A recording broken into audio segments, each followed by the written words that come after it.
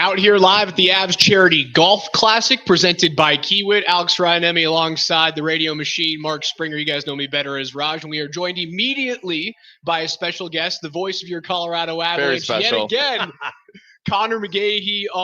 Guys, it's the start of a new season. We're about to get into camp.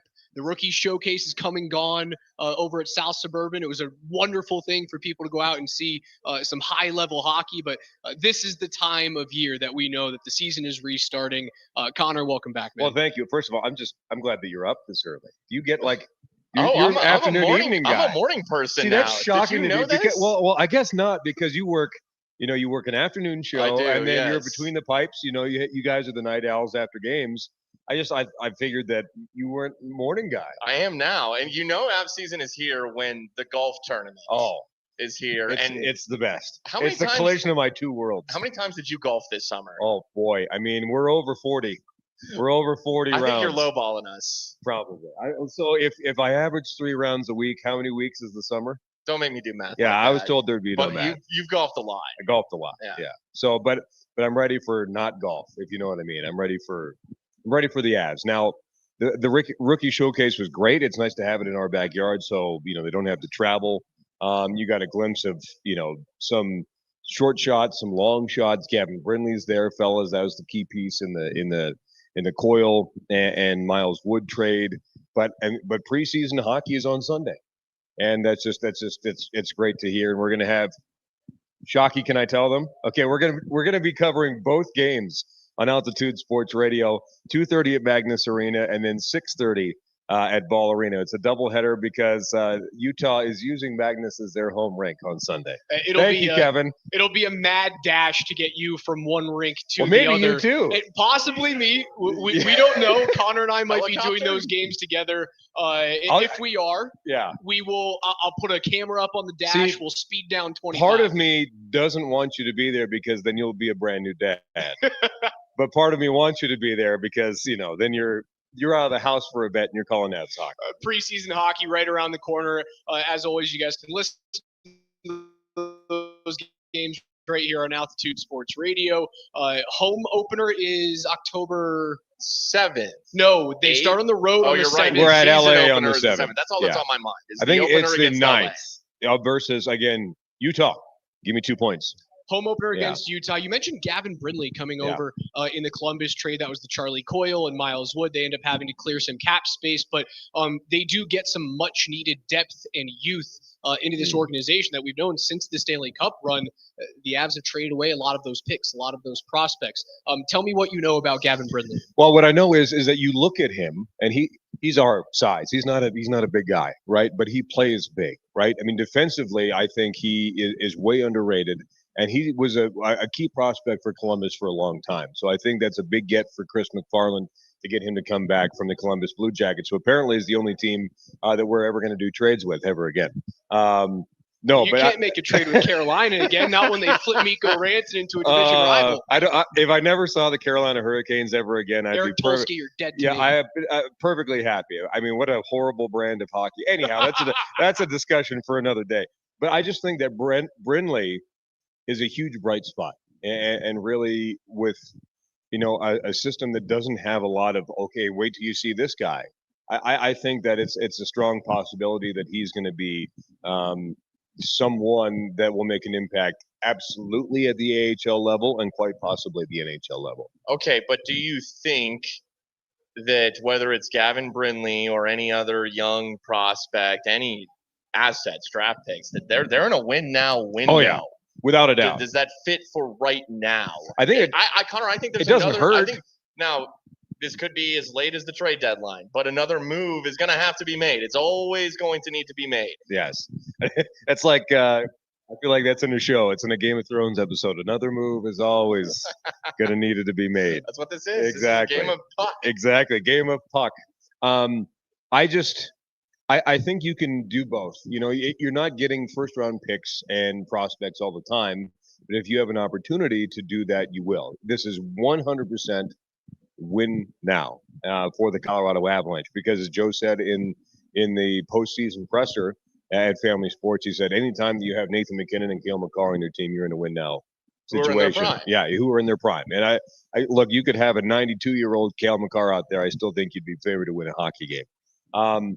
So I think that this is an added bonus with unloading money that you are able to be flexible with and able to sign a guy like Victor Olofsson, which I think is super, super under the radar, good signing. He's been your guy, Raj, for a long time.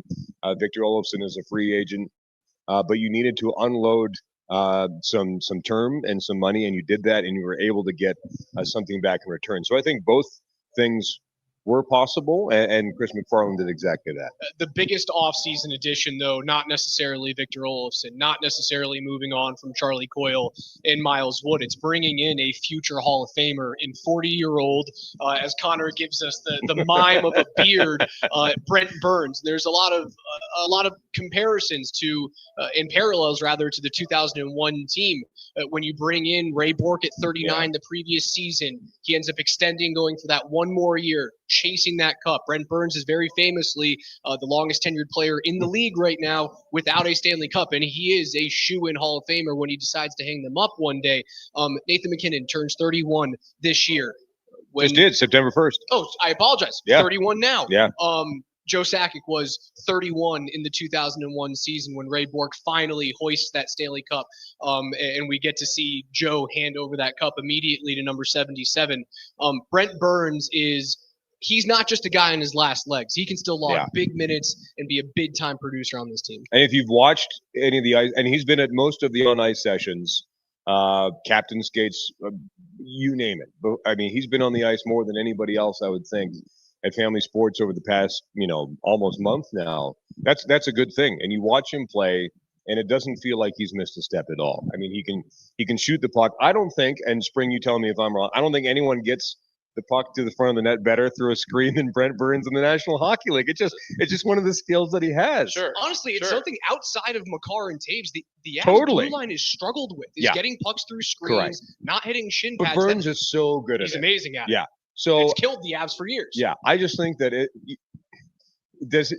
you acquire a 40-year-old defenseman and everyone maybe kind of groans a little bit. I don't necessarily lump Brent Burns in with a 40-year-old defenseman. Now, my favorite thing that I heard was he's the only player left in the National Hockey League that existed before the salary cap did. And he's 8 games left to 1,500 games I think he played with Mission gloves at one point. Probably. Like he existed when Mission hockey was a thing. At what year did Mission Hockey exit the National Hockey League? You're the equipment nerd. It's got to be 2007 at this point. Riker probably knows. Yeah, Riker's standing right there. But no, I just think that Burns is a big signing for this club. And if Brent Burns is in your third D pair, look, and he had a choice to stay in Carolina, go other places. But it's a pretty decent deal, heavily incentivized for him to be with the Colorado Avalanche, and he chose to come here because, I mean, frankly, to me, you have the two best players in hockey on the same team. And that's a smart decision on his part to try and get his first cup. Well, Raj, we talked about it. Big bombs from the point. I think this team doesn't do that enough. Brent Burns certainly does that. But you talk about getting those shots through screens. You need somebody net front to tip them in. Yeah. And who should finally be back? And looking like his old self. I was extremely encouraged by what I saw in the first round of the playoffs. One Gabriel Landeskog. It almost feels like this season hinges on whether or not he can maintain that form for not necessarily a full 82 or 84 is next year. Next right? year. Next year. That's going to be weird. But You're so pre-programmed to say 82. But if Gabe Landeskog is himself, they didn't have Brent Burns is a good signing. Yeah. But they didn't have that big addition. But it very well might be from in-house in Gabe Landeskog. Exactly right. And I think that he was probably arguably the best player in that series after he came back. Games 3 through 7, I think that Gabe Landeskog was the best player for the Avalanche.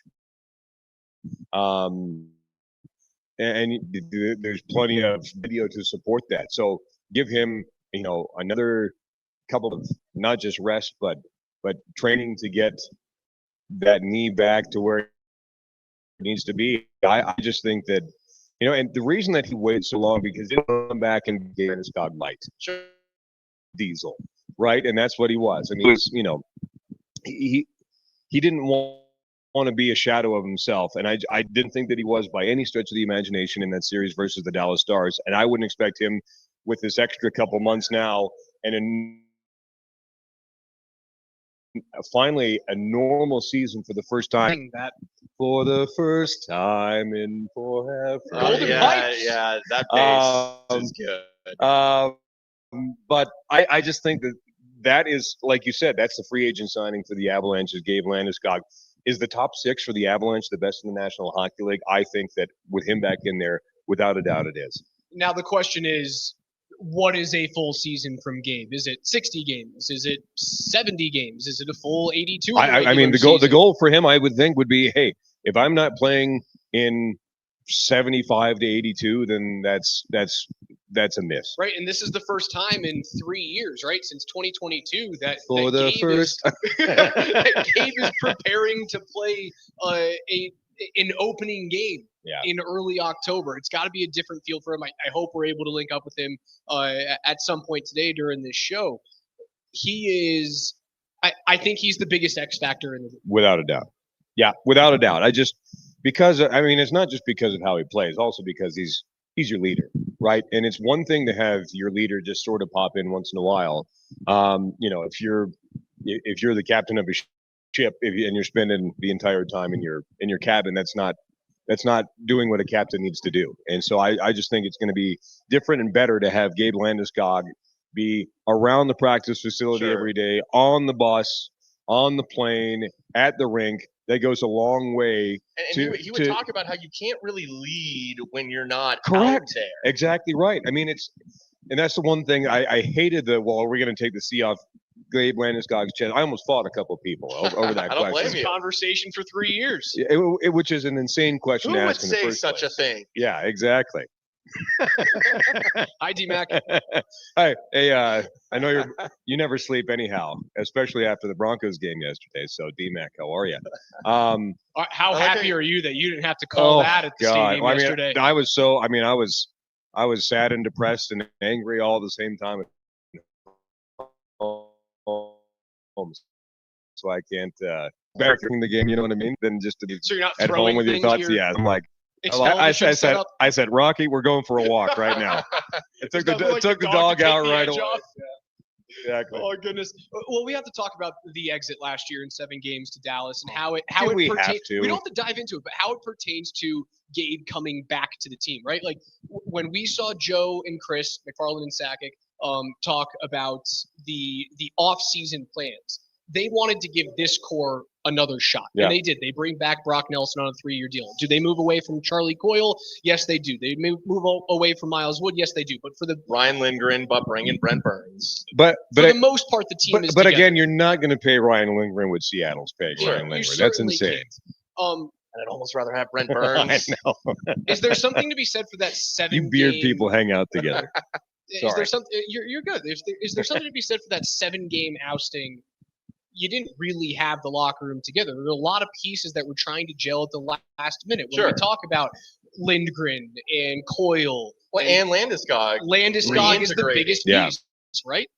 I said this on NHL Network the other day. I said I see a lot of parallels between 21 and 22 and 25 and now 26, and I'll explain. In 2021, the Avalanche were up 2-0 versus the Vegas Golden Knights. Don't talk to me about that and series. Lost 4 in a row. And lost the series in 6, and that was the Nathan McKinnon press. I know, right? But that was the Ryan. Look what you did to me. That was the Nathan McKinnon press conference where I haven't won S yet. Remember that? Yeah. That's what led to that. That series fueled 2022 in the Stanley Cup Championship. I get the same feeling off of series last year versus the Dallas Stars, which will be fuel, especially with the personnel back for 2026. I see a lot of parallels emotionally, mentally, that led from 21 to 22, and I think will lead from 25 to 26. I want to say this, and this is a less tangible thing, but the way that my sports brain works. And we like the stories. Sports can help tell stories, and Landeskog's comeback, right? What a story. But as I thought about it as they lost Game 7, it somewhat dawned on me that, man, it was just too good to be true. It was too soon to just come back and debut in Game 3 of the first round, and then to go win that thing, and then to go win a second round, a conference series, a Stanley Cup. But you also got the feeling if they beat Dallas that they were going to go the distance, like Hercules. Perhaps. I thought so. Very well. I mean, Dallas Connor's just on a Disney. I'm like, that's two Disney funny. references it's funny today. Because it felt like that was the conference finals. I thought that was the conference finals. It was. At the time, yet Which Dallas, is why Cale McCarr said the other day we need to go back to 1 versus 8 in the playoffs. You did say that. The players want it. The fans want Literally it. The everybody but one want it. person wants There's it. one person, and he's the one guy that matters when it makes that or comes to making that decision. Sure. Sorry, I didn't mean But to but I thought after that series, Dallas is going to the Cup Finals, and not only is Dallas going to the Cup Finals, they're going to win that thing, but they lose to Winnipeg, Edmonton. They So- beat Winnipeg. so- It's the same thing. so Colorado can't get past Dallas, and It's a Dallas matchup. can't get past It's the a Oilers. weird It's a game triangle. of Like matchups. Edmonton can't beat us, neither and Winnipeg can't beat Dallas, and then Dallas can't beat Edmonton. Sure. It's a strange Western Conference. But I think for Gabe, this is how the story was supposed to go. He wasn't supposed to come back and win right away. Yeah. In just his first handful of games back. I mean, 3 years. 3 years. That was only chapter maybe 2 or 3 Yeah. of his story. We got chapter 4 Yeah. coming up. So I can't wait to see it. I want to talk about the lines. I want to talk about the top 6. But it feels like everyone wants to go with McKinnon, Lehkonen, Natchez Yeah. top line.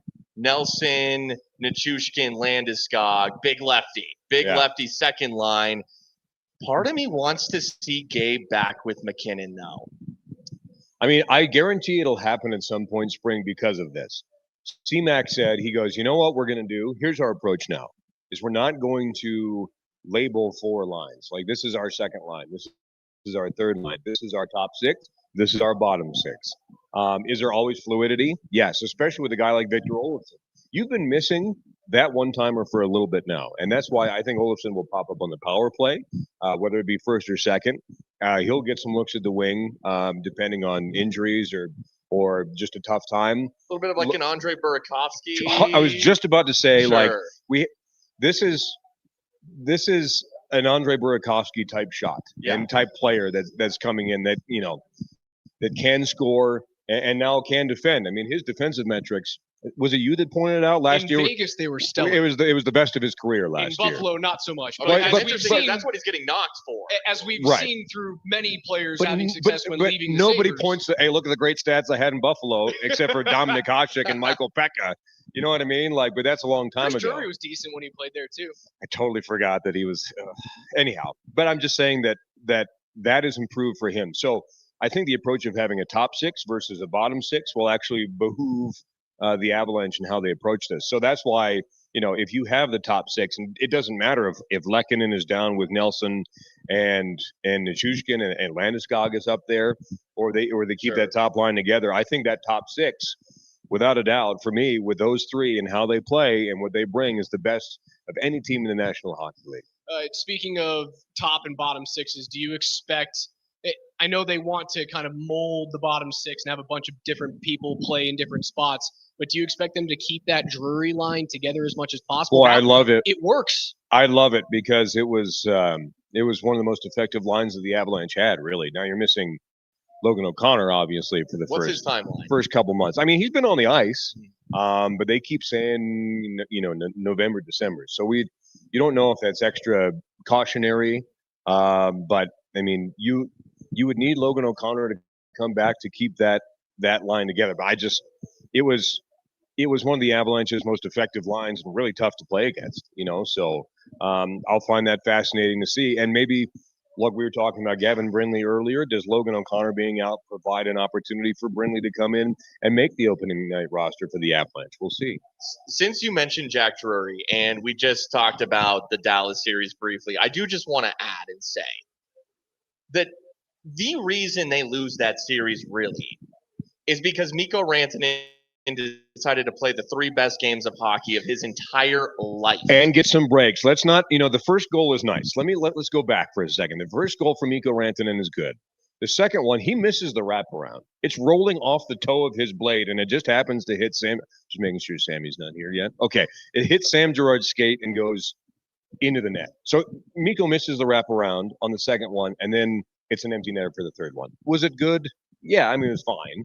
But it was still a great. I know what you're saying about but there's some luck involved. Sure, but sometimes you create your own luck. I thought he played.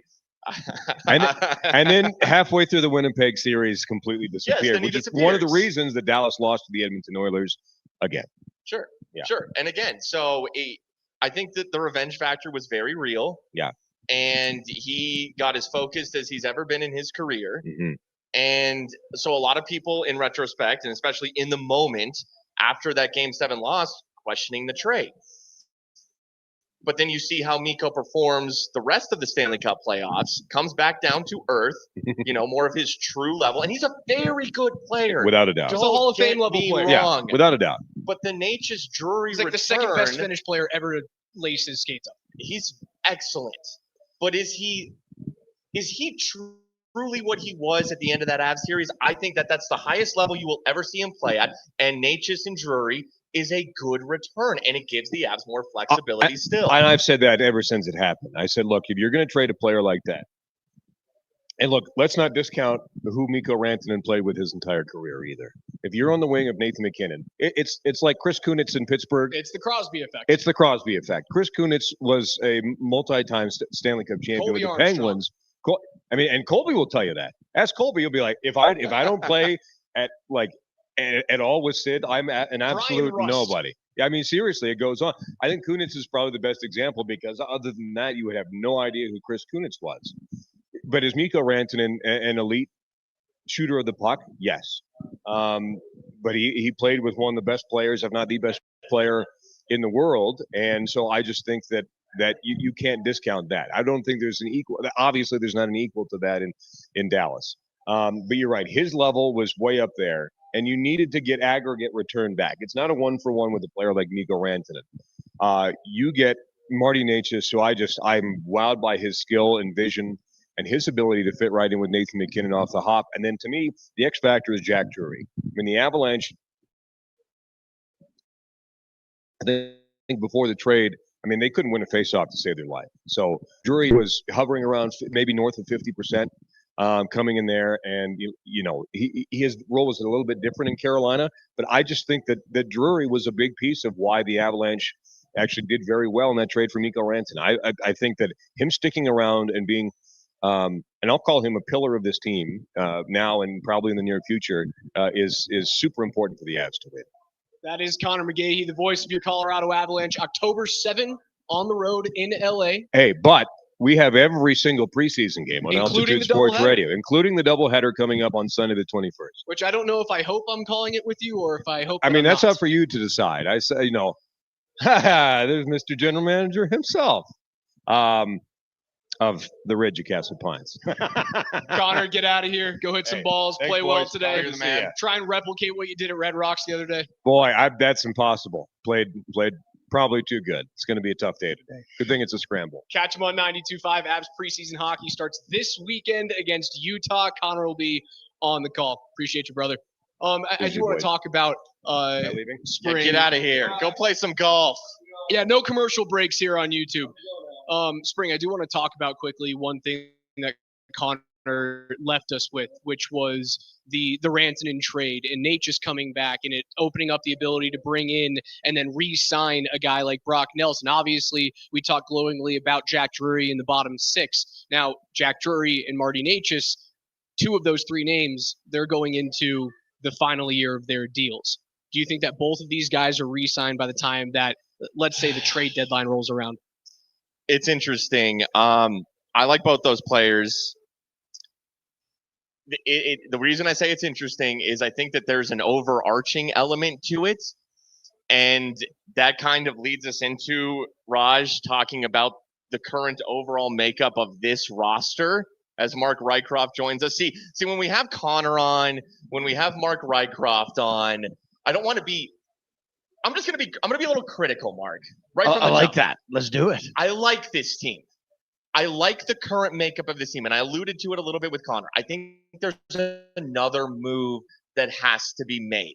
There's one, I'm not going to call it gargantuan, rather large, a bigger move that needs to be made between now and the trade deadline. I'm not so sure if Marty Necas wouldn't have to be a part of such a move. I do wonder if that's a reason he hasn't been extended yet. I know that's a deep way to come in. But Mark, I really like this team. I think it's very well constructed. I just think they're missing one extra little piece. Right, and the move you're talking about, that's like a game 40 decision. Sure. Right, like Sure. is Necas going to have 30 goals in 40 games? These things can happen. We don't know. So I think all the theories and ideas we have, we don't know till game 40. But I'll tell you, sitting over there having some breakfast, and I was having salmon on the cream cheese with the bagel. I love bagel and lox. It's so good. I just don't have it at home ever. But I think there's one thing nobody's talking about that's critical for this year's success. Forget about the moves. Sure. Forget about anything else. And we know what we like to do. We like to pontificate. We know we have play goaltending. GM. We know we have a second line center. Sure. All the pieces are there. Brett Burns on the back end's phenomenal. You got Kelly, you got Nate. This year's team has to bring back the edge. That's it. You got to bring back the snarl, maybe the disrespect that the league's not talking about you enough as they should. This team needs to play with that edge that they had before they won the Cup in 22, when it was questioned if they ever could win it. Bring the edge. This team is good enough to, I think, at home, to beat the Avs at home this year. If they bring that edge, that snarl, I see them getting 30 wins at home this season. And it's all about the start, right? Last year, you go through the goaltending woes at the beginning of the season. That probably holds off home ice advantage against Dallas. And if you're playing at Ball Arena, maybe you win that game 7. Maybe Mikko doesn't go off for a hat trick, which is something that you just can't make up. That happened last year. The goaltending situation has been, it's better than it ever has been in the McKinnon-Makar era. Agreed. Everything's in place, you guys. Everything is there. It's just time to bring that snarl, that edge. Win every puck battle. There's no days off. You got to win. You got to win the Central. You need to have a bit of a nice first round matchup as opposed to the snarl of, is it going to be St. Louis? Is it going to be Dallas again? Or whether it's Jamie Benn. What's Minnesota going to be like this year? They're going to be pretty good. Kaprizov's turning down 8x16. I wanted to bring that up. Allegedly. They might have a Mikko Rantanen situation on their hands. You don't know, and then you can throw it to Connor McDavid in Edmonton too, right? Sure, so it's good fodder for the media. But you guys, this year's team is beyond exciting. To compare it to last year, I think everybody forgets. We knew as a media group going in, oh God, we got to hang on the first 20 games. We could be out of the playoffs by game 20 if we don't get tremendous goaltending. Then all of a sudden that didn't happen. Then injuries, guys were coming back and more guys got hurt. For the Avs to be where they were at game 40 last year was remarkable, considering all the injuries. This year at game 40, I'm anticipating first in the Central. How close are you to first in the West if you're not there? I mean, are you guys not seeing what I'm seeing? Well, I absolutely agree when you consider, and Raj, you tweeted out their game 1 lineup from last year. Lee Steinberg, was that his name? Yeah. Lee Steinberg. Matthew Steinberg. Matthew Steinberg. Who I love, by the way. See, okay. Who's probably going to make the team this year on the 4th line. Oh, you think so? Logan O'Connor missing some time. Yeah, there's a roster spot open. I love, man, the way he plays. He got unlucky with the injury last year. But this guy is like 4th line Dan Heino style. Okay. Yes. But tell me what you were going to say. Well, you look at their lineup last year when the season started. Yeah. Not good on paper. No. Not good on paper. And obviously it's Georgiev, it's Yususan, and now that has been shored up, tenfold from a goaltending perspective. You talk about the edge, you talk about the snarl. We got to bring it up with everybody. Does it start simply with Gabe Landeskog? Oh, absolutely. It all starts with your captain. And just having him back, you guys know, if Gabe was to walk in this door right now, there's just there's an air, right? Same as Joe Sakic, same as Forsberg. Nate's got it, Kale's got it. But Gabe has that captain, that championship vibe. Everybody toes the line when your captain is there. He's a leader. Just like, in a business and the team you guys play on that doesn't necessarily have to be in the NHL, but he's just one of the best. And when you go through the story of what he went through that year to win the Stanley Cup and how bad his knee was, The guy's just more remarkable. Have you watched that 6-part series? It's amazing. Yes. Is it just to see what he went It's a through? tearjerker, man. And forget about your physical. How about your mental state, which has to be so challenging on a day-to-day. So the guy, my hat's off to Gabe Landeskog.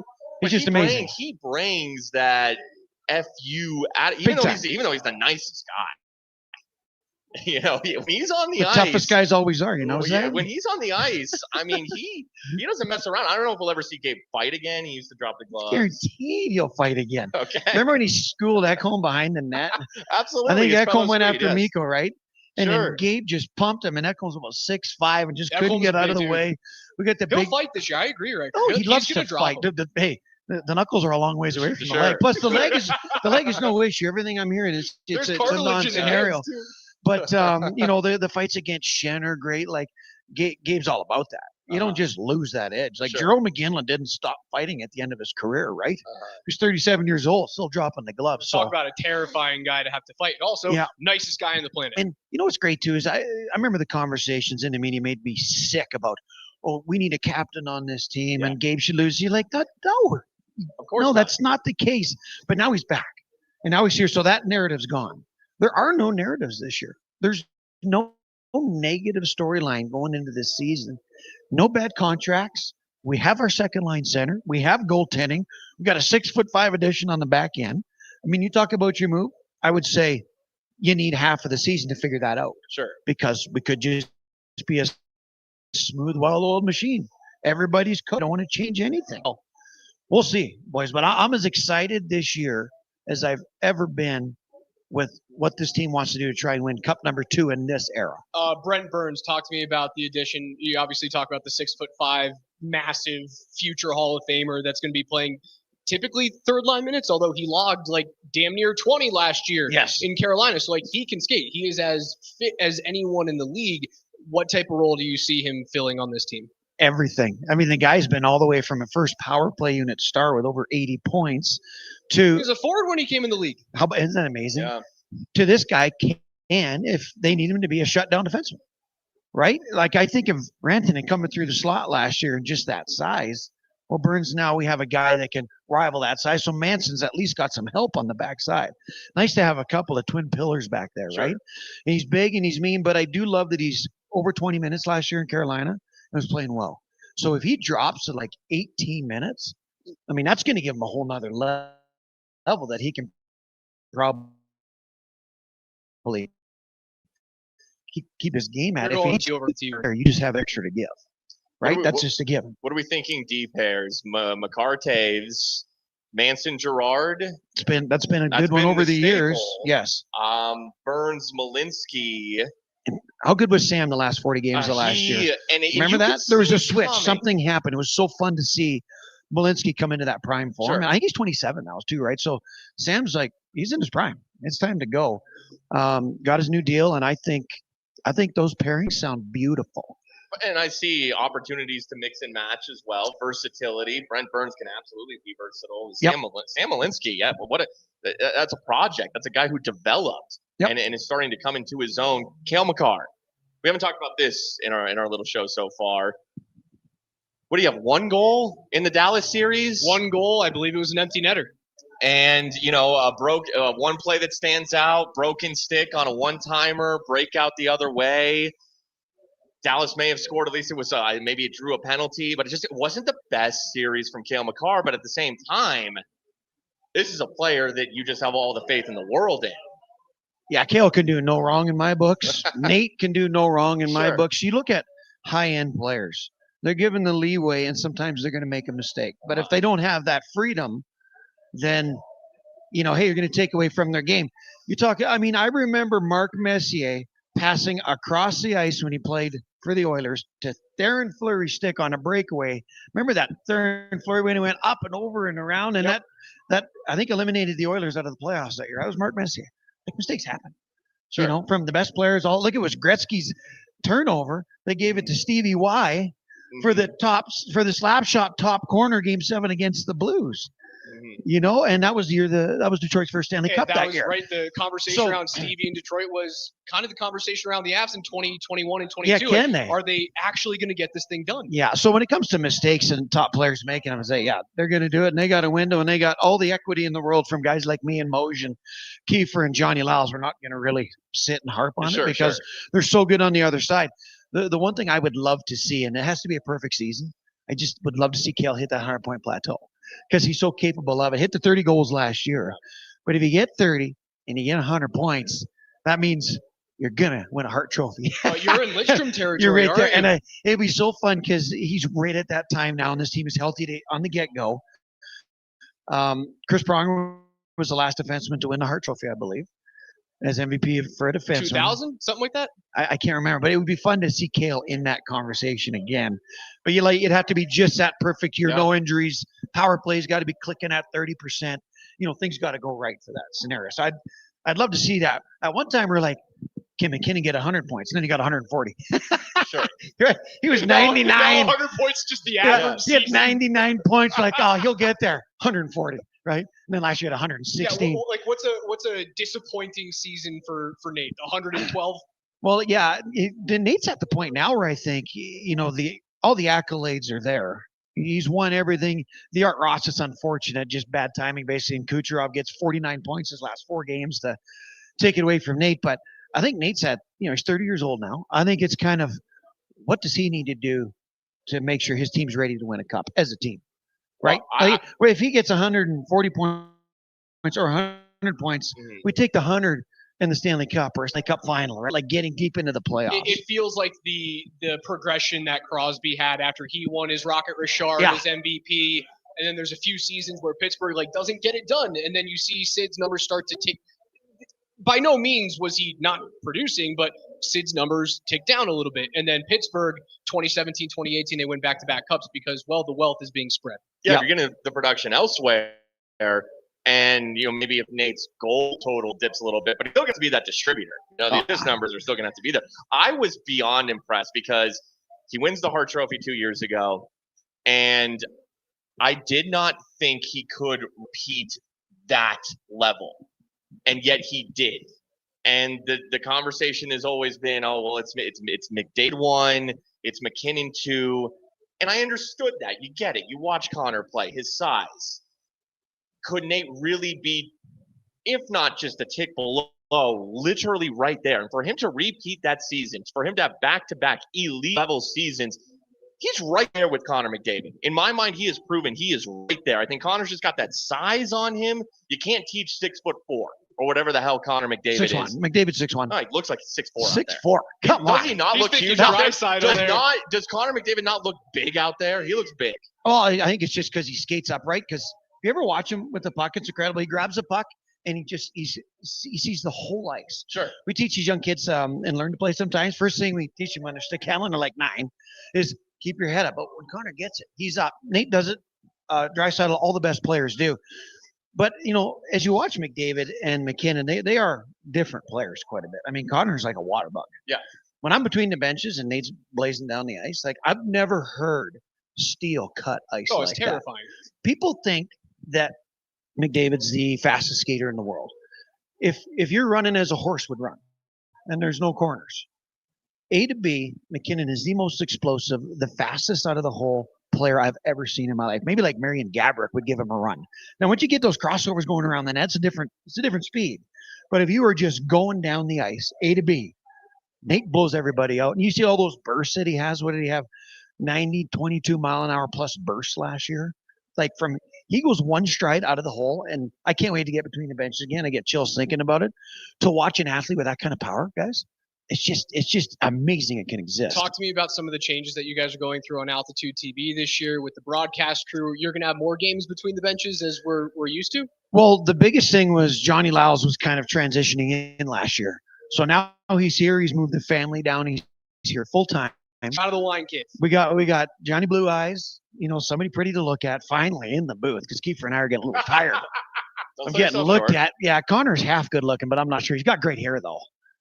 He's hanging on to it for another couple of years. Yeah, you got great hair too. Can't see yours somewhere. Yeah, it's somewhere. But so basically, with the 3-man booth works really well, just traditionally. One between the benches, one up with Moj.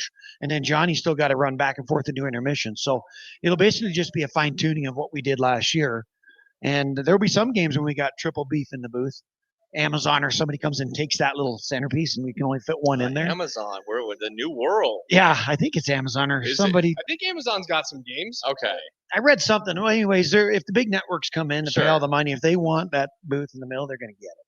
We have a couple of side-by-sides with TNT as well. So Brian Boucher's in town. Yeah, he's going to get down there in between. So really, from a TV standpoint, we're as smooth and as locked and loaded as we've been. Because for a while there, we had Johnny Mitchell and Leanne Stasny, and Johnny was kind of in the wine cave. And is he going to come down? And for a couple of games before he went to Vancouver. Footer was like in the booth for like 30 games. And that was like half a season. And then Kenny Klee was in a part of it.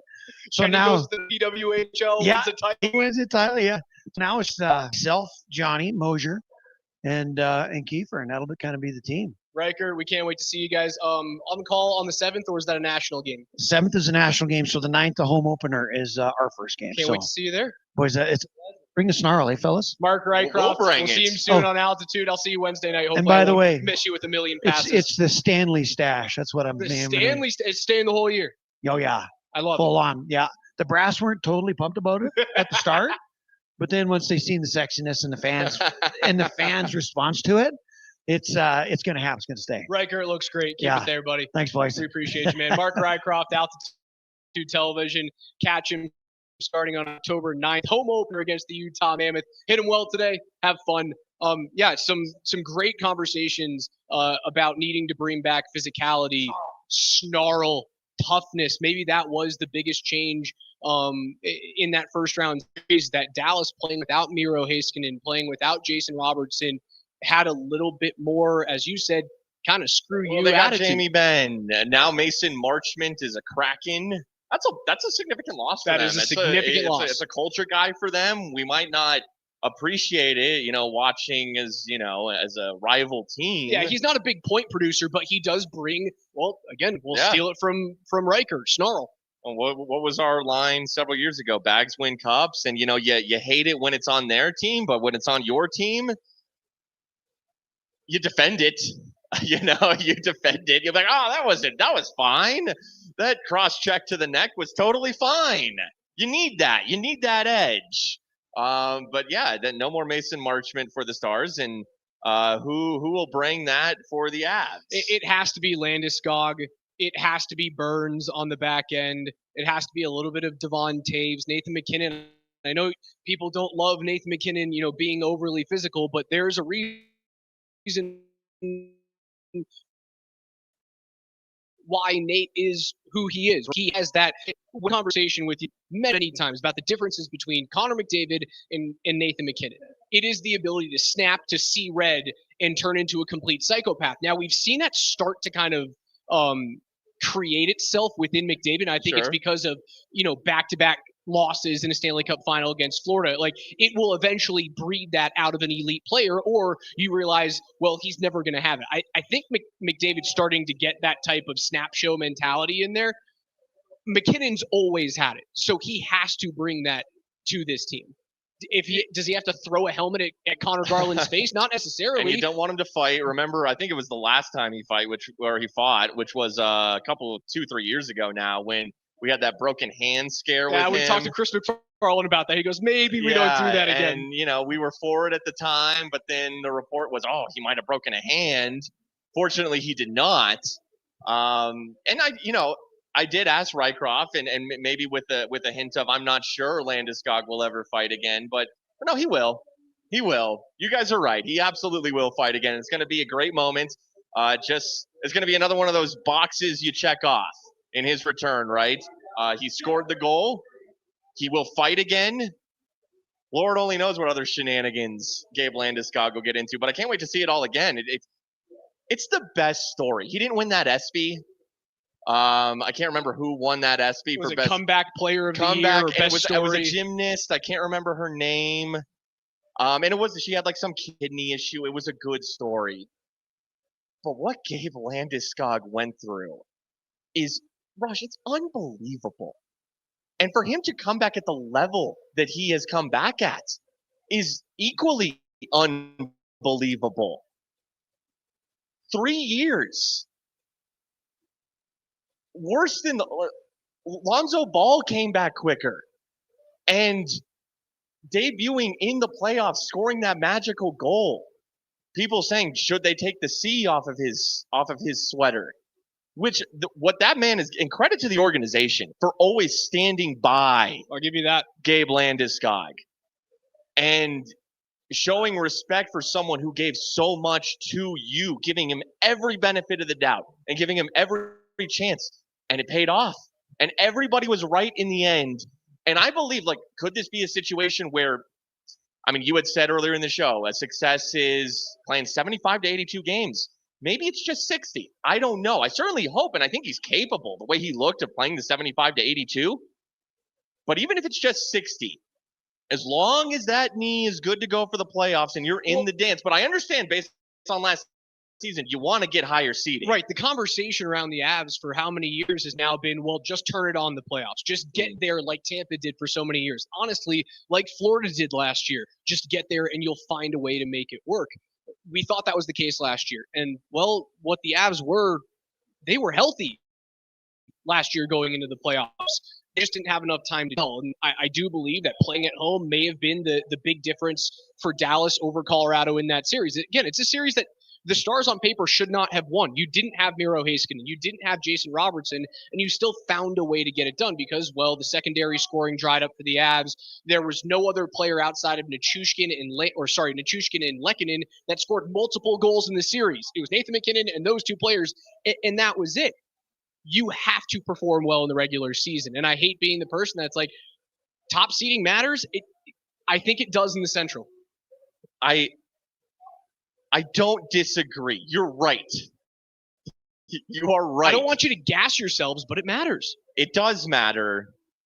I would say if it is a matter of protecting Landeskog's knee, and we don't know, we're not going to find out until we drop the first puck and then we get into this thing and we see how Landeskog's knee responds over the course of, not just he plays 5 games in that series and a couple with the Eagles before that. After 10 games, after 20 games, how does it respond? Is there any load management that needs to take place? These are all hypotheticals that we will find out. And based on how he looked, the way that he has treated his rehab, the time, the care he took on it, the not rushing back, and of course the way he looked, I'm optimistic. I am optimistic he can play somewhere in the 75 to 82 range. You can also look back on that Dallas series, and, Mark Rycroft mentioned, he said when he signed off, he said, hey, you guys bring the snarl. And guess what? We bring the snarl on this show. Yeah, I personify snarl. All right, we do. Sure. We'll say some things that maybe other people don't want us to say. We work for the company, okay? Raj, you asked Chris McFarland at the end of the season press conference, and we talked about it on our show in the playoffs. We thought, and we don't know, we'll never know the true answer unless we have like a microphone in a room or we get into somebody's head or get the truth serum, Was Gabe Landeskog ready to go for game 1? Because he certainly looked like he was based on how he looked, the rest of the series. Could that have been a difference in that series? Because you mentioned Florida. Do I want the home ice? Do I want the higher seed? Of course I do. Best team wins. And Dallas was better.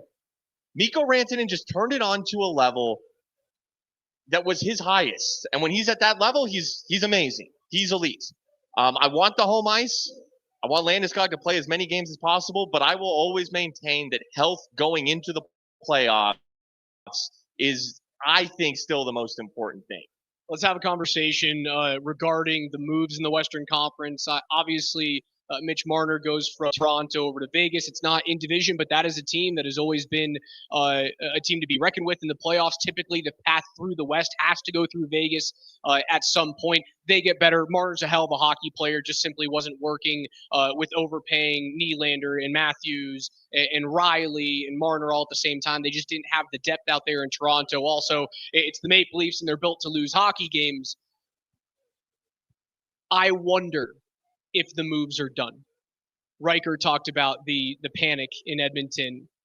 circling Connor McDavid's comments about, yeah, I'm going to take this day by day. I don't know whether or not I'm going to sign long term. Here we do have another issue. While Riker said there's no negative things happening, no, there aren't negative issues with the Avalanche, but there are unknowns. There are question marks right now. And the biggest question mark is Marty Necas going to be here long term? Because we won't know the full breadth of the Mikko Rantanen trade until all of those pieces are locked up. And the last two pieces of that deal are Jack Drury and the biggest piece in Marty Necas. He's going to cost you a lot of money. He held out in Carolina. He didn't like what Eric Tulsky was putting on the table in front of him and his agent. And it seems as though right now that Necas might be betting on himself the entire season. And you run the risk of going into the same exact situation that Chris McFarland and Joe Sakic were faced with last March, and that is, do you trade the big-time winger again? Well, and I do want to also mention Kirill Kaprizov. There could be something there, reportedly too. Turns down 8 years, $16 million. Would be the highest-paid contract in the history of the league, and that's coming from a winger in Minnesota. So, maybe in a second we can talk about McDavid. We can talk about Kaprizov. I brought it up as Mark Rycroft joined us with the Marty Necas situation. Look, man, do I think they are very good right now? Yes. Do I think they are as good as they were game one of the playoffs? When they loaded up at the trade deadline. Everyone that they went to go get, Nelson, Coyle, Necas beforehand, Lindgren.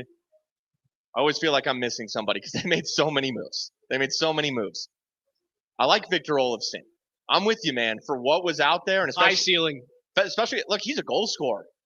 I can tell you how many Sabres games I watched where it was, Olofsson's just like the whole reason they're even in this game. The one-time opportunity on the power play for him it's something that he brings to the table that the Avs had not had since they traded Mikko. I do question why he was out there as long as he was. It was a very late signing for a very low price point. What, just over $1 million, something like that? Now, maybe – and you look at the goals he scored in this league, and I'm encouraged to hear about the good defensive metrics that he had with the Vegas Golden Knights. I think, and I could be dead wrong, but I think Charlie Coyle's just a better player. Charlie Coyle has had a lot of success in this league with the Wild and the Bruins, big-time games, top 6 player. Was playing on a third line with the Avs, which is now that's depth. You got Charlie Coyle on your third line, that's depth. So just simply that right there. Coyle not being here, who was an important acquisition at the deadline, I don't see how he's entirely replaced. Maybe Olofsson lives up to it. Well, maybe there's somebody else who can live up to that. I don't know. I guess the hope is that maybe you play Ross Colton in the middle a little bit this year. That's what they're going to do. They'll go back to Colton or injury. He's paid like a center. Sure. Or Drury's your third line center now. Then you just figure out what you're doing on the fourth line. Now, I'm of the thought process that you keep the Drury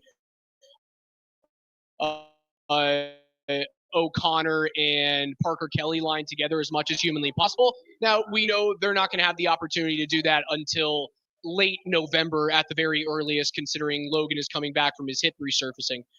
They're going to treat that with kid gloves. So he's a player that makes a difference. He's one of those guys that come playoff time absolutely has to be healthy for you to have a chance at winning a cup this year.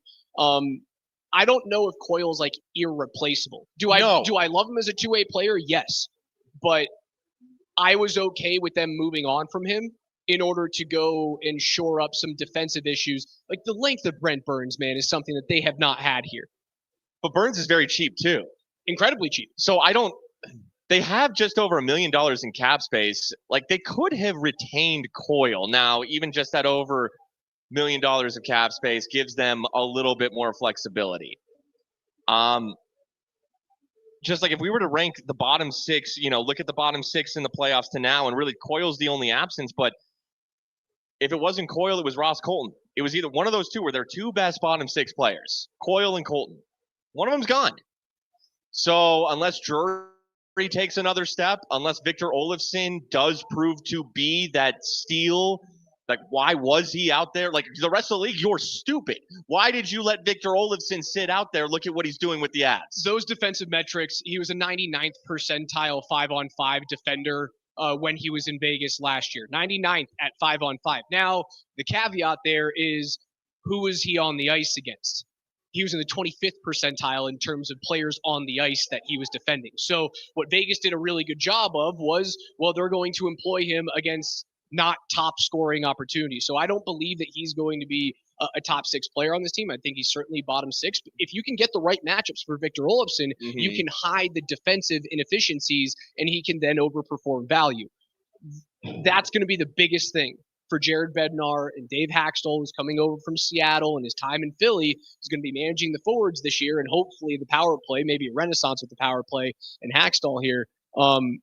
That'll be the biggest change and challenge is who do you put Victor Olofsson on the ice against? Because if it goes against McDavid and Draisaitl, if he goes against Rantanen and Robertson, it's not going to be so great. But if he goes against third and fourth liners, Vegas showed you it can be awesome. Okay, now let's talk about Marty Necas. Andrew Cogliano just walked by. Maybe we'll try to get him on the show. He'd be fun to talk to. Talk about a good fourth line gritty player. Now in the front office. That type of player. Now in the front office, hopefully Olofsson has some of that. And I'm again encouraged to hear the defensive metrics. I've always viewed him as the big one-time goal scorer. That's his biggest. Sure, it's his biggest trait. Sure. Which, hey, I'll take that goal. You get that goal scoring on the fourth line right now, I'll take that all day. I will. I still think there's just a tick of a downgrade from losing Coyle. And you know this league, man. You know how this is going to go. We've been doing, even before we've been doing the show, we've been fans of this. You see it, okay? The Avs will hit a little bit of a rough patch. Every team will hit a little bit of a rough patch. We'll get complaints. We'll get this. We'll get that. Oh, my God, they need to do something. Even though we talked about it earlier in the show, they are they are more complete to start a season than they were, to start last season. Hopefully they get up to a better start. That will help. At some point, and the league will make moves. Other teams will make moves. And then the question will become, the Avs need to do something. It's not even a question. It'll just be, now the Avs need to do something. It's an arms race. That's what this becomes, is an arms race. And I do wonder if, with Marty Necas being on the last year of his deal, that it is not more valuable for another team to acquire an expiring contract rather than to acquire someone who was just extended at a price point that maybe they don't want to meet for years to come. At some point, though, don't you just get into the same cycle of you trade a player away for another expiring contract and you hope that he resigns, because you're then in that second straight year of the same thing with the winger. The thought process is that Necas was a damn good player in Carolina, really good player in Carolina without a top elite talent around him. Don't get me wrong. I love Svechnikov. I loved the decor that Brent Burns was a part of, and Jacob Slavin. That decor was really good out there in Carolina.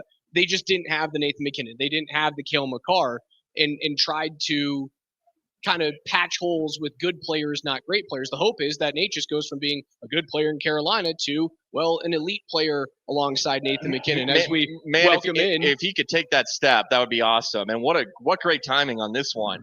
Walk right through you guys there, right? As we welcome in Andrew Cogliano, Cup winner with the Avs back in 21-22, in the front office now. Andrew, welcome. Yep, thanks, guys. Hey, we're talking about all the moves that the team made in the offseason. You move on from Charlie Coyle. You move on from Miles Wood in that contract. You get back a young, smaller player, but super high skill in the Michigan prospect in Gavin Brindley. And you also bring in a player who – did you guys cross over in San Jose and Brent Burns? Yeah, perhaps a year.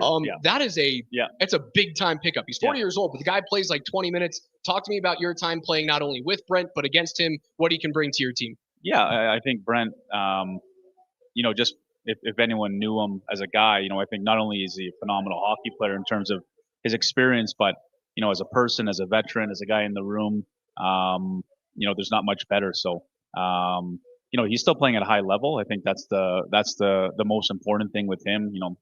He was on the first pairing last year with Slavin and still kind of, producing and playing at a good pace. So, but in the room, there's not many guys like him. He's a guy that brings people together. He brings teammates together. And he's a special character. He really is. So I think we're very, very, very fortunate to have him. How has the transition to the front office been for you? Last year was your first year? First year. Yeah. How's it been? What's your role? How involved are you with Joe and Chris? Yeah, it was busy. I think that's the Sure, first thing. I imagine I so. probably. I see you three walking together. Yeah. in the hallways a No, lot. it was busy. It was busy, but awesome. I think, for me, very fortunate to have Joe and CMAC kind of as guys to learn from and understand the business and understand how things work. And I think last year and moving forward, I've kind of done a little bit of everything. In terms of helping with development, going up to the Eagles a lot, and then being a part of the pro stuff and helping Chris and Joe just give an insight on when they need to make decisions. Obviously I played for a while and a former player, just adding a different element to the staff. So I saw a lot pretty much. So for example, like with Brent Burns, did you say did you recommend him in like for lack of a better Well, I think term? that's just I played with them, so I Sure. have the inside kind of in terms of knowing him as a personality, knowing the fit of what he'd be. And so when they're asking about guys and it's a positive if I play with them because I could give them an honest take. So he's a special guy. I think for us fans are gonna love him, but having him in the room is something cool. Was that something that you guys in the front office felt maybe was missing part of that locker room leadership and cohesiveness, right? Like he played alongside two of the most famous locker room guys, and they're future Hall of Famers, obviously, in Joe Thornton and Patrick Marleau for years in San Jose. And I guess you can kind of learn how to bring a room together through those two guys. Is that something that the organization was like, maybe we were missing a tinge of that last year? Well, I just think, the teams that win have a lot of veteran players. I think that's, when you see winning teams, they have veteran guys, veteran personalities, guys that have been through the wars. Bringing guys, you and Helmer in 22. I just think that's, you have those guys on teams like that. So he's 40 years old and he's played, I don't know, 1,500 games so or close. So he brings an element that is really tough to find. How much of a peek behind the curtain can you give us into all the behind the scenes, or as much as you can tell us about what happened with Gabe Landeskog and that incredible comeback story, like doubts along the way, perhaps, I'm sure ups, downs, questions. Take us through that journey as much as you can. Yeah, I think it's the more I think of it now, I don't think you'll ever see something like that from an athlete, to be honest. Just the amount of time that went by in his recovery and the ups and downs, and just me being a personal friend of his, to see the struggles and the peaks and valleys. But I think him scoring that goal and coming back in the playoffs like he did is, like I said, it's something only a person like him could do. If anyone knows a guy like him, the character he has, and him as a personality and as a man, and the uplift it has coming into this season, knowing that the captain and he's starting the season, I think we're going to have a boost of energy from our guys that we haven't seen in 3 years. How much doubt was there at any point? Well, I think there's, I think he has, I'm missing, so I don't know if there was doubts, but there was wondering and question marks. But now just thinking about him coming back and really figuring him out and now playing with him, winning with him, and knowing him, I'm not surprised. The amount of character he has, not many guys could do that. We'll let you get out on this one. Go hit some balls, hang out again. We're out at the Avs Charity Golf Classic presented by Kiewit. Yeah. Confidence meter on Marty Necas and him staying here a long time. I think I'm very confident. I think he's got a very good role here. We really value everything he brings as a player, and when he's playing with Nate at a high level, they're one of the best lines in the league. So he's a great player. He's a great personality to have on our team, and we're very confident. And I think he's a guy that we want here. A lot of people talk about that. He plays alongside Nate, therefore we think he can get to another level. What type of player do you have to be to play alongside an all-time great and keep up? Because it's not just like you can slot me on his wing and I'll be fine and throw up 60 points in the show. Like you have to be a certain level of player. I imagine speed helps, and Marty's got some speed. Yeah, I think speed, skating, driven. You got to be a guy that wants to play at that level and that pace and make a difference every night. So if you have those qualities, you have a chance to play with Nate. Yep. Andrew Cogliano, appreciate you, man. Go hit some balls. Thank you so much for stopping by. Thank you so much for your time. Again, out here at the Avs Charity Golf Classic as we bring in. Well, this is a treat. huge treat. We were just talking about you with your buddy and cup winner and Andrew Cogliano as we welcome in the captain of your Colorado Avalanche, Gabriel Landeskog, for the first time in 3 years. Expecting to be ready on opening night. How's that feel, man? Feels good. Yeah, no, it's been really exciting having an off season where you can actually try to get better and try to improve, not just try to get back to square one. So excited, been feeling good. What's the change in mentality, right? You've had 3 years of just trying to get back onto the ice, just trying to see whether or not you could play with the kids, right? We all watched the documentary. It was heart-wrenching. It was tear-inducing. But now you have to change that mentality to, I'm not just trying to get back to regular everyday life. I'm trying to get back to 82 games. Yeah. No, I mean, it's about, like you said, changing that mentality. But also for me, it's kind of just a natural progression of things, right? Like I've gone now all summer, all off season, trying to get ready for this, and I've been feeling really good and excited for the season. And it's funny how after being gone for so long, or being in a kind of altered lifestyle, I guess, but it's funny how quickly things go back to where it used to be, right? Like I played for, I don't know, 10, 11, 12 years, whatever it was before I got hurt. So now switching back into, the September groove of things, training camp around the corner, it's very familiar to me. So now you're diving into an 82 game season, not, a 7-game series, and then we'll see if we advance. Is there a benchmark mindset for you? Let's see how week 1 goes. Let's see how week 2 goes. Or are you thinking that you can just dive right into this thing? I mean, I'll definitely be diving right into it, but at the same time, there's probably going to have to be some managing going on as we go through the season. I don't know how it's going to react with 3 and 4s and sure. How crazy the schedule gets. I have no idea, and I'm not going to speculate on. I don't anticipate me having to, have an altered schedule and things like that. I'm just going to have to be very smart with how we work things in terms of practice or morning skates or recovery work, things like that. We're going to have to be pretty sharp with it, but that's really no different than from before. So I'm excited about it. Excited about camp getting started this week, and looking forward to the season starting for sure. Favorite non-recovery, non-hockey part of the off season? Favorite non-hockey, non-recovery part? I mean, just hanging out with my kids, to be honest. That's been great, and now we welcome another baby girl to our family this past off season. So been busy, but yeah, just making memories with the kids. We go fishing, we go take them to the golf course, swing some balls on the range, and it's been really good.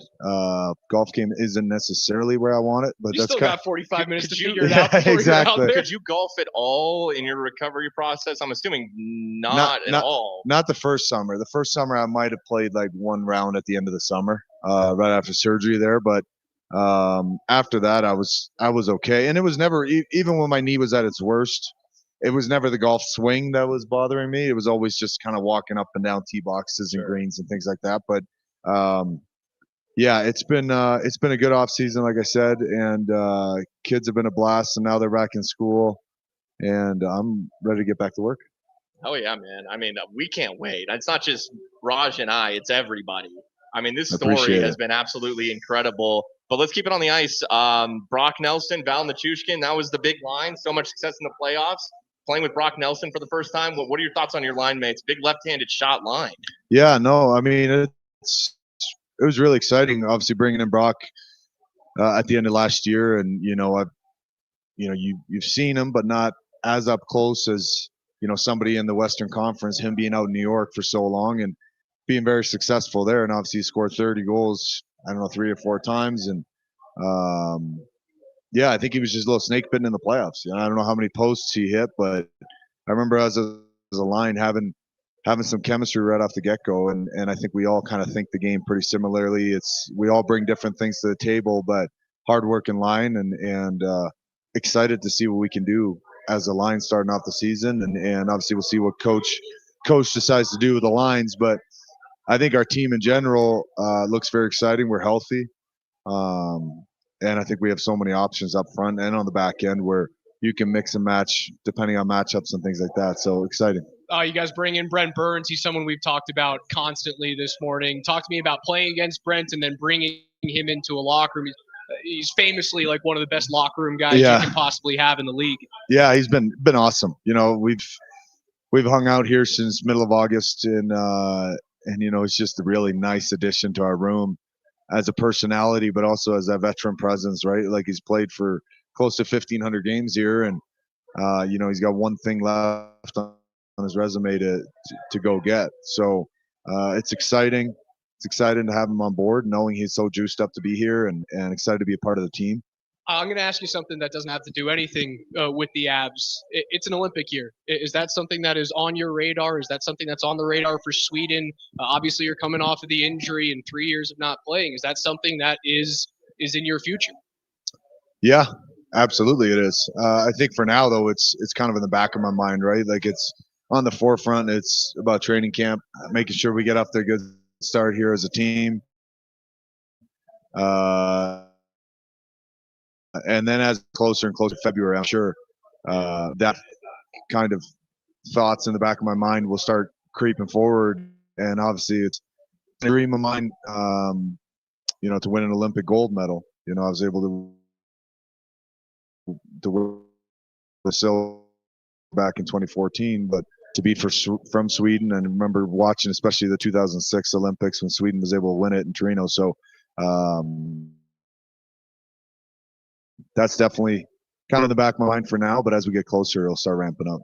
So we had McGahey on, we had Rycroft on, just had Andrew Cogliano on, but certainly with the Rycroft conversation, I'll fill you in on how this show has gone so far, Gabe. Rycroft brought up the snarl that maybe needs to come back to this team a little bit. And who's the first name that comes into my mind? Well, who's back? It's captain. It's Gabe Landeskog. And you have brought that throughout your career, even though, and I told Rycroft, it's the nicest guy. It's like, he's the nicest guy, but sometimes, you know, Gabe on the ice, he brings it. Is that in your mind to bring more of an edge back to this team? Well, when time calls for it, right? Like, I think it's one of those things that just kind of comes out natural for me. And when the time is right, and sometimes you can control it, sometimes you can't.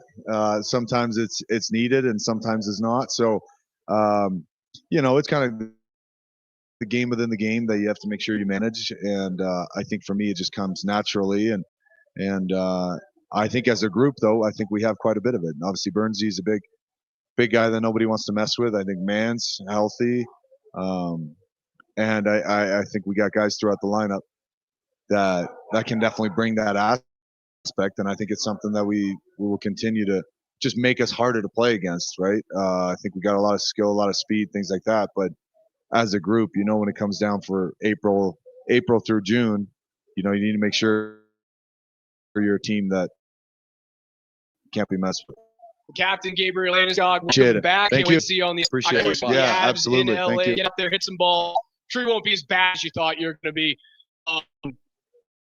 As we continue here, Baker from Thurfell, Spring. That's a delight to hear the confidence coming back from a player who's. Let's just speak glowing about Gabe Landeskog as he walks in, as he leaves. Get him out of your shot, and then we can talk crap about him. Delightful things to hear from the captain. I don't believe there's going to be a pitch count. Do I know that there's not going to be a pitch count? No, but they're going into the season. He indicated a possibility. A possibility, yes. A possibility. But what was exciting to me was there's not a definite yes of we're going to take a few games off, or I'm going to start the season a couple of weeks in. No, October 7 is happening. October 9, when they are here at home against Utah, is happening. He's the free agent addition. He's the big name addition. It came from in-house, even though he did play in the playoffs. That was really just him dipping his feet back into the pool. He hadn't even gone waist deep yet. Yeah, so he's the big name addition that this team needs. In a way, it hinges on him. It's just main character energy. That's just all that's going on with Gabe Landeskog, from the story back to being, you know, the youngest captain, 19 years old, whatever it was, and then the injury and the road back. And obviously, McKinnon is excellent. Gabe's not that player. He's not McKinnon. He's not McCarr. But his role on this team and the fact that you need someone who can that tier moments, who can play very high level, has a steady to him. He's the key. Yeah, Gabe Landeskog is the key to this team in this season. He's very close to that Jonathan Taves player. Exactly. In the 3 cups for Chicago. Was Jonathan Taves ever going to be that was going to put 120 points in a season that would win a Rocket where he could do some jaw-dropping things? And he's a thorn in the side for the Avalanche for many, many years. He was a guy who lived in that 60 to 75 point range for the vast majority of his career, but he impacted every single time he was on the ice. That's who Gabe is. People forget Gabe was number 2 overall pick, right? Like you don't get number 2 overall pick with supremely skilled and talented. Now he's different than Nathan McKinnon and Cale Makar and Kermit McDavid does, but he also brings an aspect of leadership to a 2-way game checking mentality that the team was missing for years. Were they missing on someone's show? They were missing the actual physical attributes that he brings to the ice. And we're missing his leadership. C or no C. The C is just it's just a piece of cloth that's sewn onto the chest. But leadership this team has been missing is, the skill that Gabe has with that. It's just little cheat code ways to more easily score goals. And when you're missing something even just like that, his net front presence, I do wonder, man, we talked about this after Mikko left, is something I harped on a little bit. No more Mikko Rantanen, who was your big left-handed shot on the right wing, certainly on the power play. Will it be Gabe? I love him net front, but will they need Gabe to be more of a right wing?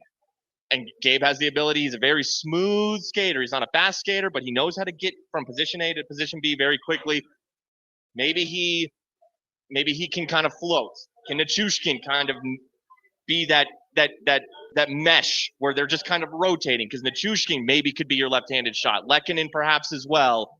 But I think they do need to find steadiness in that they haven't found since. And obviously it's Miettinen. That's one of his best attributes. Maybe do we see freaking Victor Olofsson on that I would hope you put him up wing for a second. Try it out.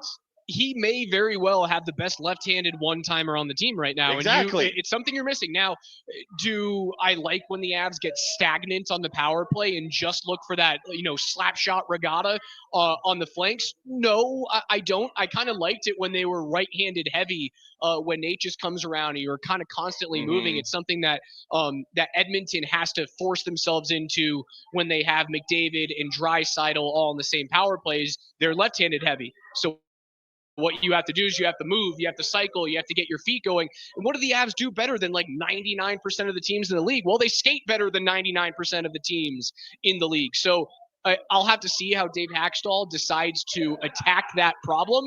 Is it, well, I'm going to utilize Olofsson's one-timer, or I'm going to rely upon our speed and skill? There's obviously, I mentioned Dave Hackstall, and I agree. I thought it was a breath of fresh air to see the power play evolve. And it was effective until it wasn't in the playoffs. And unfortunately, they had to let go of Ray Bennett. And now Dave Hackstall is in. So we'll see what they do. We'll see what type of changes they make. I liked how you asked. Let's go back to Andrew Cogliano. As Devon Taves is standing right here. Looks like we will not get Devon Taves on. These guys are competitive, man. They politely declined. They're about to head off and play some golf. Start golf in about 12 minutes from right now. But Kevin Shockey continues doing yeoman's work. Exactly. Dude, one thing I have noticed as all these guys are walking in, and Cale Makar, the very best defenseman in the world, just 5 feet away from us right now. Dude, this is a big hockey team. They are. We've been out here every single year for the time that you and I have done the show, 6-7 years now. This is the biggest that I have seen them look in terms of their length and certainly in terms of their weight. Like Brent Burns is a thick dude. Brock Nelson, tall, lanky hockey player in the middle of the ice. It's very clear that the front office saw a lack of size, a lack of length, and they addressed it not only during the season last year, but during the offseason now. Obviously, Gabe just sat down right next to us. I've been around Gabe, but never sitting right. Big dude. I'm a skinny little freak compared to Dave Landeskog. He's built. And Kale standing right there. Yeah, it was striking at Kale's. He looked to be a good 6'2", grown into his big boy body. He's not quite 6'2", but I guess he gives off man. the I'd love it thought. because I'm 6 foot. I'd have loved to stand next to him right there. You're giving everyone inches today. I love this. He looked big. I'm telling you, my eyes can tell when someone looks big.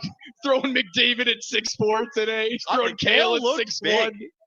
And not just the height, but it looks like he's grown. We forget. I mean, Kale came into the league, looking like me. If I were to shave my beard, that's how. And now he looks ready. Other big changes in the West and certainly in the Central. Dallas moves on from a guy with a perfect Game 7 record. They move on from a guy that Jared Bednar just simply hasn't been able to beat in Peter DeBoer. He's still looking for a job. He'll still be coaching with Team Canada this year. He'll be on the bench, coaching Nathan McKinnon, coaching Devon Taves. Big changes are made. We talked about Mason Marchment moving on in Dallas. That change behind the bench, I think, is something that is like the sneakiest boon to the Avalanche this year, is that if you have to go through Dallas, you don't have to go through a DeBoer Dallas team. That's true, because it wasn't just DeBoer with the Stars. It's the DeBoer system. This predates Dallas, his time with Dallas. So his time in Vegas. Exactly. So yeah, that is something, and it also goes to show that when just talking about Dallas here, and it's funny that Mikko Rantanen didn't ultimately get the $14 million per year that he wanted. Was it 12.5 that he got? But still, it affects your cap situation. Even 12.5, and they had to move on from a Mason Marchment. So Dallas is not the same team. It's not the same team from a coaching standpoint. They lose a little physicality and edge. I know Marchment isn't one of their stars, but he's a good mid-level player for them. It changes things. And we talked about the matchups. How Dallas seems to have Colorado's number, yet Colorado has Edmonton's number. Let's talk about Connor McDavid, since I just brought up Edmonton. And we said we were going to do this, whether it's McDavid or Kaprizov.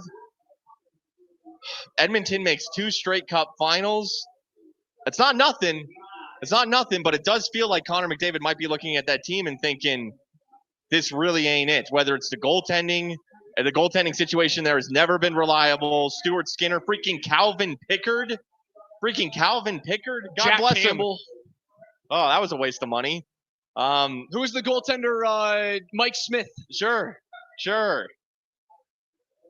Just feels like Edmonton's one of those teams. We got the NFL season going here, whether it's the Buffalo Bills or the Baltimore Ravens, can look good, but just can't get it done. Is that Edmonton, and will Connor McDavid say, I've got to go somewhere else? I think he eventually stays in Edmonton. More often than not, stars stay where they are being paid and where they're having, both individual and relative team success. I know the level of team success in Edmonton is based off of winning championships. They have gotten to the promised land. They just haven't gotten over the line. And unfortunately, you run into a Florida Panthers saw. I think he stays in Edmonton. I just think he's going to wait to see whether or not they make the requisite moves in season. A lot of the moves that you're talking about that the Avs may or may not make this year. If they don't make those moves, if they don't upgrade the goaltending position, maybe that's the one thing that I think he looks at and he goes, yeah, I'm gone. I'm done. You're not doing the right possible moves for me. Who knows what the Mitch Marner situation leaving Toronto, is that something that kind of itches in the back of McDavid's head? He's like, well, if Marner can do it in Toronto and he's getting paid all that money and they've been a damn good team, they just haven't gotten over the hump. If Marner can do it, so can I. You'd have to find the right situation, a team and Vegas is a good situation because that team's been competitive. So Marner slides into a group that has veterans, proven players in their prime, like a Jack Eichel, where you can win now. Is that situation out there elsewhere for Connor McDavid? Whether it could be, I don't know. Because teams that it maybe realistically could be would be like a Detroit Red Wings. But are they really built? You're not going to have Leon Draisaitl with you. No, you certainly won't. It really might not be a better situation in terms of talent around him, in terms of win now ability, even though you can look at Edmonton and even he could look at his own team and say, it's very good, but there's a reason we can't get past Florida or whoever it might be, because as we talked about earlier in the show, had they matched up with Colorado instead of Dallas, the Avs seem to be a kryptonite for the Edmonton Oilers. As we got another fun one coming here, Raj. Pleasure to meet you, man, Brent. Nice to meet you. As we welcome in the newest addition to the Avs decor, going into his age 40 season, Brent Burns, man. You don't Welcome look to 40. Colorado. You look 28. Yeah, I don't feel it. I feel pretty good. So Hey, man, the fan base is ecstatic to have you here. You're a guy who's chasing a cup, who's been there. He's done that. He's been in locker rooms with Joe Thornton and Patrick Marleau, and you're known around the league as like one of, if not the best guy to have in a room that's chasing a cup. I have to get the agent to I hire know, him. that's what I'm trying to do. Everyone I'm agrees, running though. after a PR job here is what I'm trying. What's something that you've admired about this Avs team playing against them for the past few years? Yeah, I mean, obviously, they have some of the best players in the world on the team. So, on any given night, you have guys that can take the game over, and there's a lot of great things about the city and different guys that I've known along the way that I've loved playing here. And like you said, I'm chasing after something, obviously, and you just want to be in that conversation where you're among the top teams. And for the last 3 years, I was a part of a great group in Carolina, and like I said, there's a lot of teams in that conversation that are among the top, and it's a hard thing to do. So we're excited. We're excited to be part of a great group and come to a new place and have that new energy and try to chase something. For years in your career, how would you approach defending Nathan McKinnon? I mean, there's a lot of guys that try to do it. The Petrangelo old boy method? Yeah, it's obviously he's such a gifted player. Being around him before and then seeing him now too, I think he's just such a gifted player skill-wise, but also like mentality-wise, he just wants it. And I think it's something that we can all learn from, and it's fun to be around a guy that is just loves the grind, loves the work, and then to see the talent on top of it is special to be able to see every day. Do you allow yourself to have that Ray Bork image creep into your head? Because the parallels here with you and Ray, again, age 40 season. No, I mean the top player, like Coming Joe to Sakic was the coming to the Avs. Top player on the team was Sakic back then at 31. Nate's right around that age as well. Does that creep in ever? No, not really. I mean, to be honest, I think, like you said, I still think of myself as a young guy, mentality-wise, maturity-wise. I'll bring up age 40 again. I most people would say, I think, and you just try not to. I think I've always loved like the process and the grind, and even as an older guy trying to chase after, it's not. I try to look at it like I love that journey so much. I like to be a part of the group through the whole way, and I think I look forward to coming into training camp, having fun, and getting to know guys, and that's way too far. I'm looking at, I think I just found out about that. We got an exhibition game in a week here, Sunday coming up. So I think as I've gone on in my career, I try not to ever even look at a schedule, just because every game's hard, every day is hard. I enjoy that. I just need to know what time I got to be at the rink, and then grind from there. So, what's the biggest thing that you learned from your years playing with Joe Thornton? I mean, he's just he's such a special, not only player, but as a person. I think probably for me, one of the biggest influences to allow me to to be. Obviously, I'm a little different guy, but that came from playing with Jumbo and being able to be yourself and really have fun and be okay with that, because I at the end of the day, we all work hard, but I love being at the rink. I love laughing. And I kind of struggled with that before I played with him. And to see a guy that was at the top of the game that just loved being at the rink, loved being with the guys, he allowed all of us to be ourselves. And I can't say enough about him. I think guys probably get sick of me telling Jumbo stories, but he's just the best. I think to have a guy that was the best in the league for a long, long time, but to have his personality was just it was special to be around. Okay, one quick stupid thing, then a real question for you. Joe Thornton, did you guys have beard competitions? No, it kind of happened organically. I mean, even Pavs he was in there too with Pavs had the real nice red beard and Jumbo had the racing stripe down the middle. It was Sure. It kind of just happened organically, and then it kind of just became a thing. So did you trim recently? Because I've seen it longer. No, yeah, I trimmed this thing. I try to manicure as best I can. I know it doesn't look like it, but I could tell. Yeah, it's You have to keep it nice and tight at Yeah, Valley yeah. Christian Let's- nowadays. yeah. Mike Sanford has told me that. yes, yeah.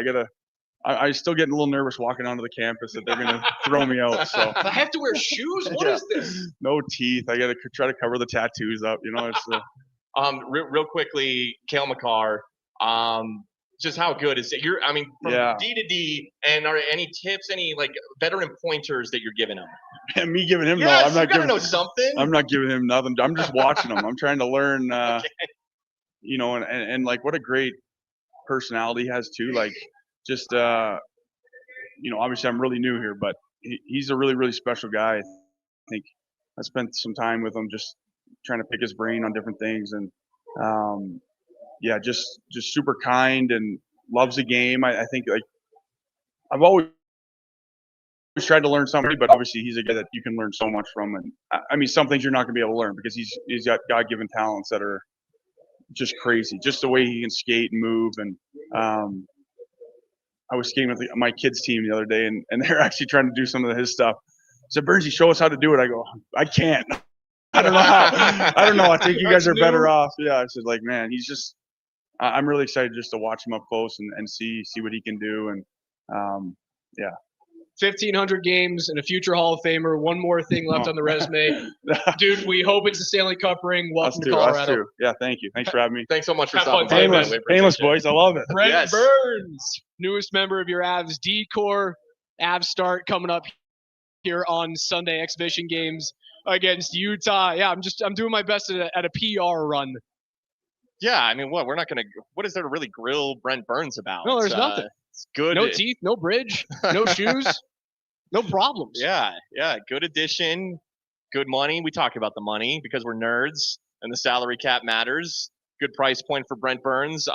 But I seriously, I would think that, yeah, Cale's amazing, but Brent's been around the block. You think maybe he's just got one little trick, like hey Cale, here's like one little. There might be some net front things or shots from the point, trying to like get those seeing eye shots. Now, Cale does it better than most, if not everyone in the league. You don't near 100 points year after year after year, or score 30 goals from the point without being able to get shots through. I firmly believe that's Brent being humble, sure, as much as he and possibly very humble, can. very humble. And I also love how he's saying, "Oh no, I'm learning from Cale. Like I'm picking Cale's brain." At 40 years old, because he recognized him in the league. That's going to do it for us. Pipes live out here at the Avs Charity Golf Classic, presented by Kiewit. Special thanks to all of our friends who joined us, Riker and Connor McGahee. A wonderful sit down with the captain, Gabe Landeskog, Brent Burns as well. Andrew Cogliano. And Andrew Cogliano is the Avs set to start off the season. Coming up on Sunday, you can listen to those games right here on Altitude Sports Radio, Altitude Sports Radio 92.5, and worldwide on our mobile application. But for the radio machine, Mark Springer, I'm Alex Rajaniemi. We will talk to you guys on October 7th after the Avs off their season opener on the road against the LA Kings. We love you. We can't wait for season 8 of Between the Pipes.